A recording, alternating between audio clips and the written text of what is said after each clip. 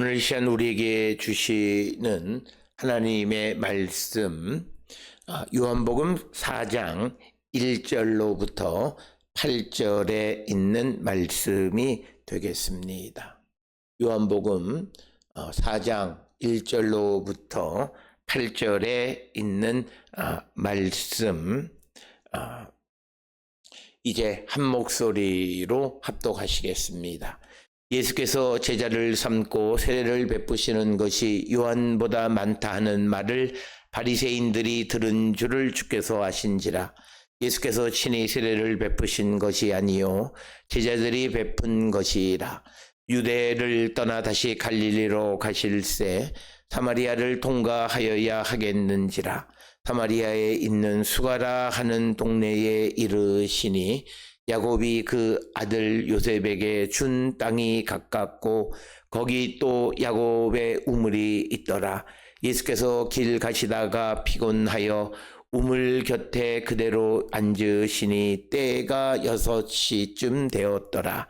사마리아 여자 한 사람이 물을 기르러 왔음에 예수께서 물을 좀 달라 하시니 이는 제자들이 먹을 것을 사러 그 동네에 들어갔음이로라. 아멘.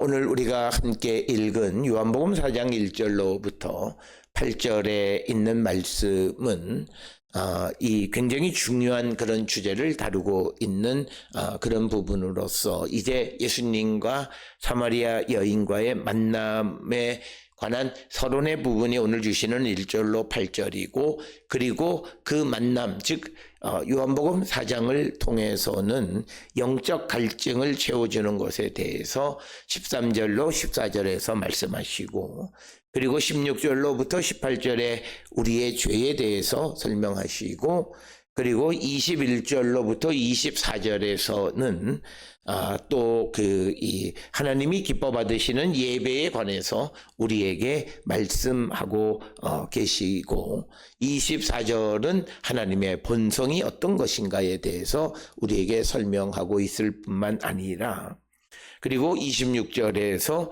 예수님은 자신의 정체성에 대해서 우리에게 설명하고 있는 것이 오늘 우리가 읽은 요한복음 4장이고, 그 가운데 1절로부터 8절에 있는 말씀은 이제 사마리아 여인을 만나는 그 배경에 대해서 설명하고 있습니다. 특별히 이 요한복음 4장은 요한복음 전체로 보면 초반부에 속하는 것으로서 이제 예수님의 사역이 유대에서 갈릴리로 옮겨가는 이야기를 담고 있습니다. 특별히 오늘 읽은 본문의 말씀 3절에서 유대를 떠나서 다시 갈릴리로 가실새라고 하는 것을 통해서 유대에서 갈릴리로 예수님의 사역의 중심이 전환되어진 것을 우리에게 보여주고 있습니다.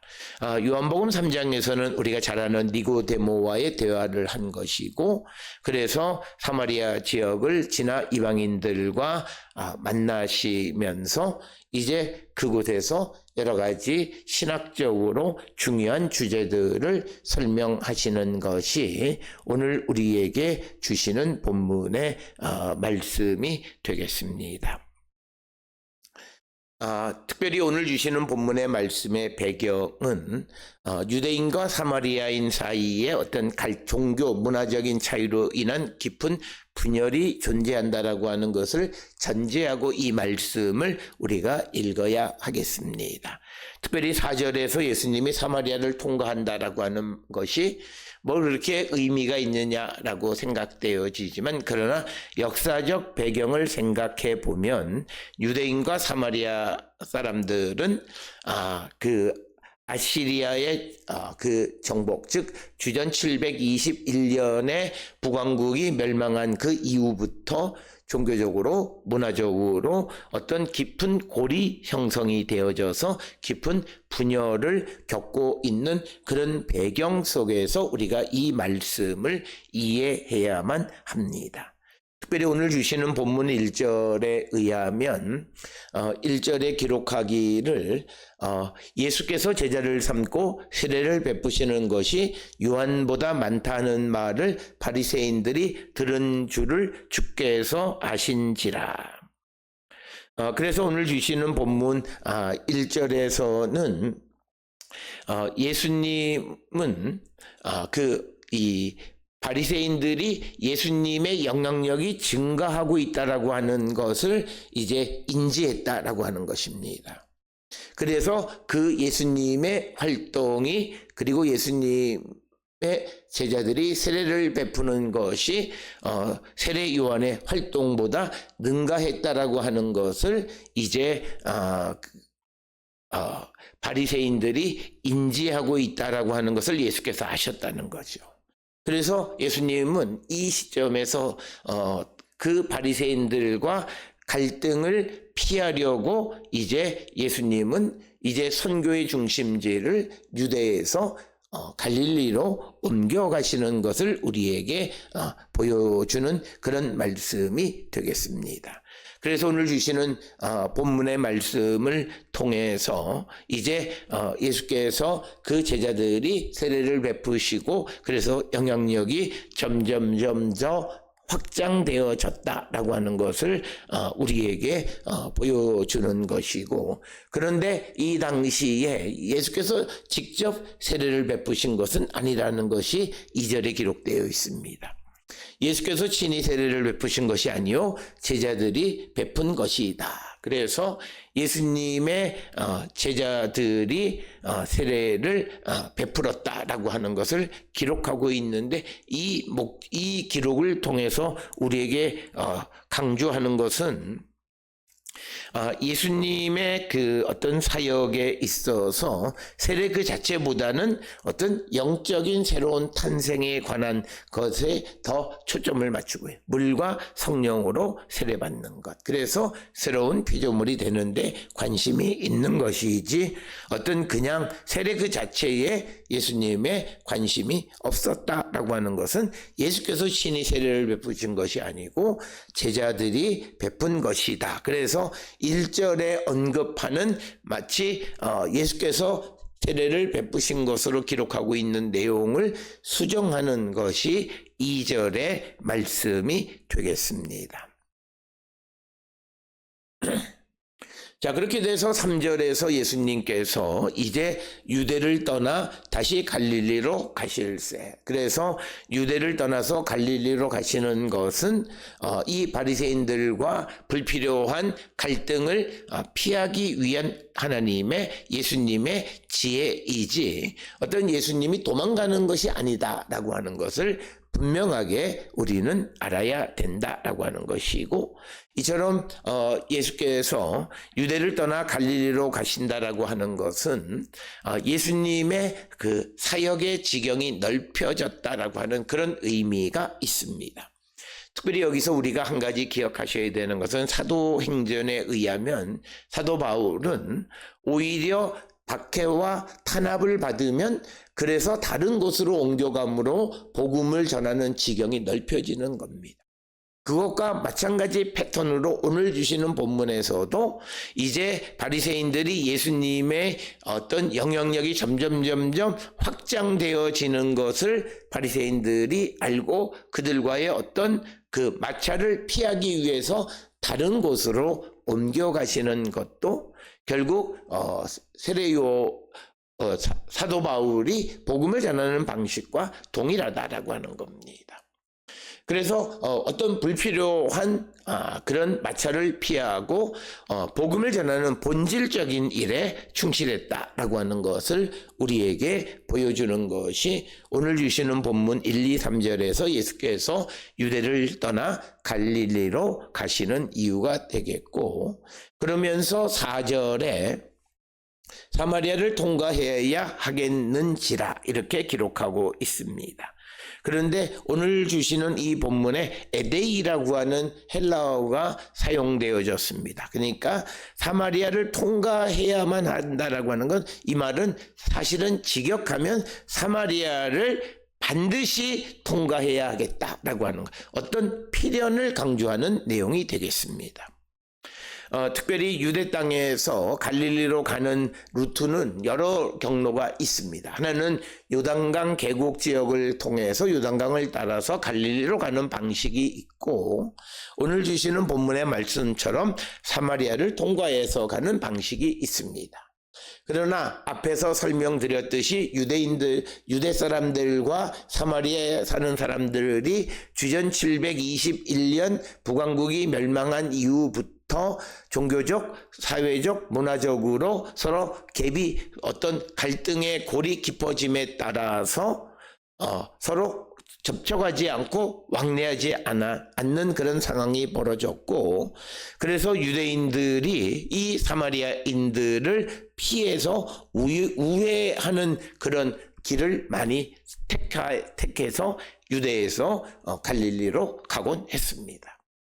그러나 오늘 주시는 본문의 말씀에서 우리말에는 사마리아를 통과하여야 하겠는지라 이렇게 되어 있지만, 그러나 이 말에 에데이라고 하는 헬라어는 반드시라고 하는 어떤 필연을 나타내는 것이 되겠습니다. 이 필연은 단순히 지리적인 이유가 아니라 어떤 예수께서 복음을 전하는 데 있어서 어떤 소외된 사람들과의 만남을 위해서 의도적으로 이 사마리아 길을 택하셨다라고 하는 그런 의미가 되겠습니다.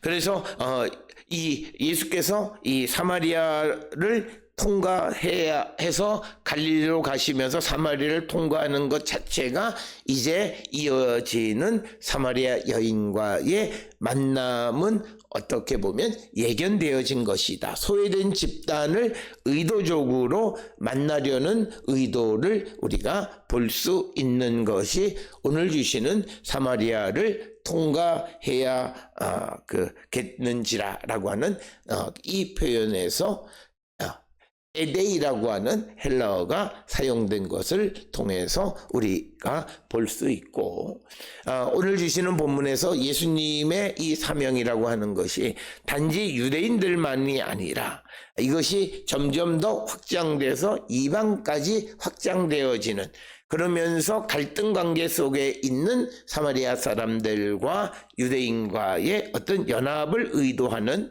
그래서 예수님은 당시에 소외되어졌던 그런 사람들을 의도적으로 만나려 하셨고, 바로 예수께서 이 땅에 오신 목적도 바로 그것과 무관하지 않다라고 하는 것이 오늘 주시는 본문의 4절에 사마리아를 통과하여야겠는지라라고 하는 이 표현이 되겠습니다.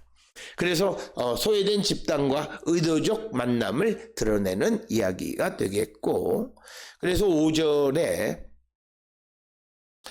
사마리아에 있는 수가라 하는 동네에 이르니 야곱이 그 아들 요셉에게 준 땅이 가깝고, 6절에 거기 또 야곱의 우물이 있더라. 예수께서 길 가시다가 피곤하여 우물 곁에 그대로 앉으시니 때가 6시쯤 되었더라. 특별히 오늘 주시는 본문에서 예수님이 이제 사마리아에 있는 수가라 하는 동네에 이르셨다라고 하는 것입니다. 대부분의 많은 사람들은 이 수가 혹은 수가성이 어디냐라고 하는 질문을 합니다.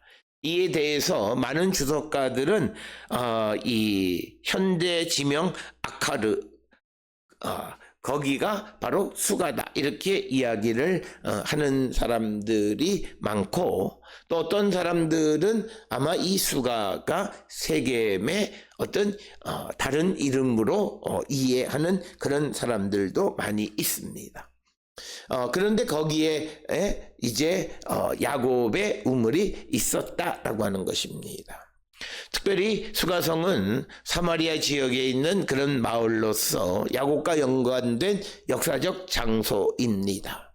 그래서 이 말은 유대인과 사마리아인들이 결국은 야곱, 즉 공동의 조상적 유물을 같이 공유하고 있는 사람이다 라고 하는 것을 보여주기 위해서 바로 이 수가성이 등장하고 야곱의 우물이 등장하는 것입니다. 그러니까 오늘 주시는 4절, 5절, 6절에서 사마리아를 지나가시면서 수가를 통과해서 그곳에 있는 야곱의 우물을 가는 이유는 모든 것이 계획되어진 것이다 라고 하는 거예요. 그것이 하나님의 섭리에 의한 것이고, 그래서 그것을 통해서 지금 현상적으로 유대인과 사마리아 사람들이 서로 갈등하고 서로 반목하는 그런 관계에 있지만, 사실은 그들이 같은 조상의 유산을 공유하고 있는 자들임을 드러내 보여주는 것이 바로 그 수가성 근처에 야곱의 우물이 있다라고 하는 것을 강조하고 있습니다. 바로 그래서 예수님께서는 바로 이 사마리아를 통과하는 그 경로를 택하셔서 유대에서 갈릴리로 가셨다, 이렇게 우리가 이해할 수 있습니다. 특별히 오늘 주시는 본문에서 예수님의 이 말씀, 그리고 예수님이 하시는 모든 행위는 역사적 근거를 통해서 모든 것을 행하시는 것을 우리는 볼 수 있습니다. 야곱이 요셉에게 땅을 주는 이야기는 창세기 33장 19절이나 48장 22절, 그리고 여호수아 24장 32절 등에 자세히 기록이 되어 있습니다. 그 이야기가 야곱이 그 아들 요셉에게 준 땅이 가깝다, 이렇게 기록을 하고 있고, 거기에 야곱의 우물이 있다라고 하는 겁니다. 그래서 오늘 주시는 본문에 예수께서 피고나에서 우물 곁에 그대로 앉으시니 때가 6시쯤 되었다. 이 6시라고 하는 것은 오전 6시부터 계산을 하면 대부분 대략 정오쯤 됩니다. 이 정오라고 하는 것은 매우 더운 시간이고 사람의 활동이 별로 없는 그런 시간대입니다. 그런데 오늘 주시는 본문 7절에 사마리아 여자 한 사람이 물을 기르러 왔음에 예수께서 물을 좀 달라 하셨다. 여기서 우리가 관심을 가져야 되는 것은 6시쯤에 대부분의 사람들은 그렇게 움직이지 않는, 더위 때문에 움직이지 않는 그런 때에 바로 이 사마리아 여자는 물을 길러 왔다라고 하는 겁니다.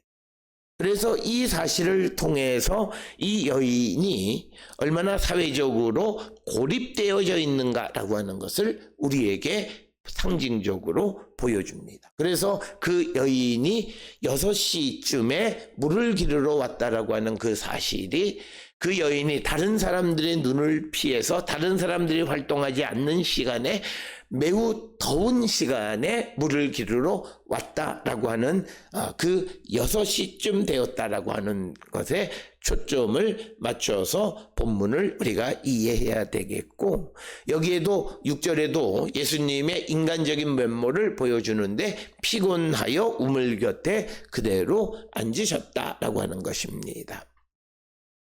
그러면서 7절에 그 사마리아